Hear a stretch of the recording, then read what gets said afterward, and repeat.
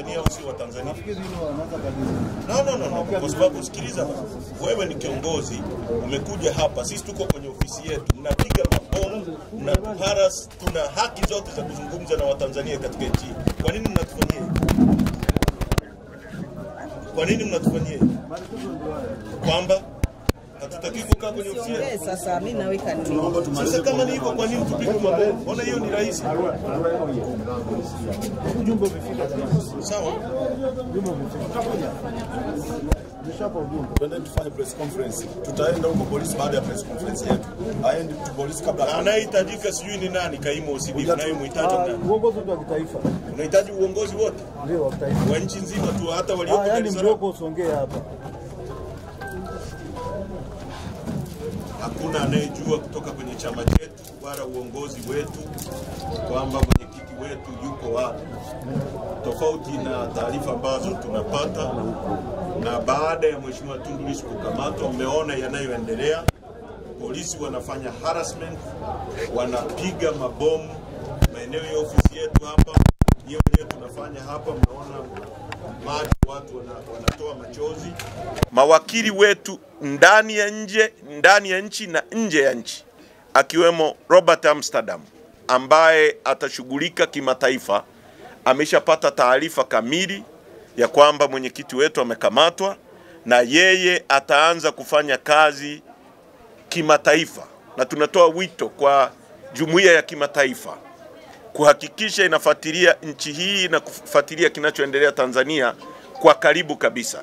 Kwa hiyo kwa upande wa kimataifa, wakili Robert Amsterdam na wengine ambao wako nje ya mipaka ya nchi yetu watafuatilia na kwenda kwenye maofisi mbalimbali ya kimataifa kwa ajili ya tukio hili. Lakini ndani ya Tanzania hapa tunapozungumza, wakili Kibatara, wakili Deogratias Mahinyira na mawakili wengine ambao wako Dar es Salaam wanafuatilia jambo hili. Kibatara yuko hapa na baadaye atazungumza na waandishi wa habari pia, akiwa mahakama ya hakimu mkazi nafikiri mkoa wa Songea. Sasa kuna mambo ya kuzungumza hapa. Kitendo cha kumshikilia mwenyekiti wetu na viongozi wengine ni kitendo cha kuraniwa kwa nguvu zote. Mwenyekiti na viongozi wa Chadema tumejikita kwenye kuelimisha umma, wananchi, umuhimu wao kuchukua hatua kuzuia kinachoendelea kutokea, kusiginwa kwa haki za binadamu na kupokwa mamlaka yao ya kufanya uchaguzi katika nchi hii na kuchagua viongozi wanaowahitaji. Kwa sisi hilo tumelichukua na tutalifanyia kazi, hata kama mwenyekiti hayupo, hata kama wakitaka kutukamata wote. Hii movement ya no reforms no election haitasimama.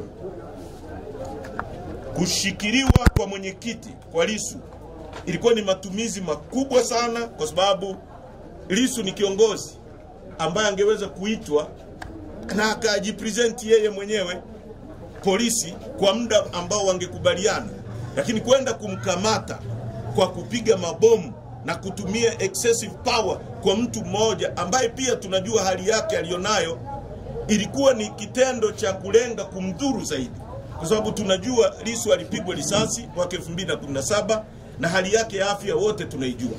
Kwa nini tumie nguvu kubwa kama ile kumwarrest mtu ambaye tayari ana matatizo ambayo yamesababishiwa na kupigwa risasi? Lakini vile vile tukitaka kujua kwamba hili tukio ni tukio ambalo limelengwa katika labda kumdhuru Lissu au hata kumuua, ni hawa watu tangu mwaka 2017 Lissu alipopigwa risasi mpaka sasa hakuna uchunguzi wowote umefanyika na kutolewa kwa Watanzania ni kina nani walimpiga Lissu risasi na kwa nini hawajashikwa mpaka sasa. Kwa nini hakuna kesi yoyote ambayo imeshafunguliwa na watu kukamatwa kuwekwa ndani kwa tukio lile la kinyama? Chadema inaongoza kampeni ya kupinga vita ubadhirifu wa fedha za umma kama ilivyozungumza ripoti ya CAG, na hiyo iko kwenye ibara ya 27(2). Watu wote watatakiwa na sheria kutunza vizuri mali ya mamlaka ya nchi pamoja na kupiga vita aina zote za ubadhirifu na uharibifu wa mali za Tanzania. Kwa hiyo Chadema inachofanya inasimama kwenye katiba ya nchi yetu kuhakikisha tunatetea rasilimali za nchi na mali za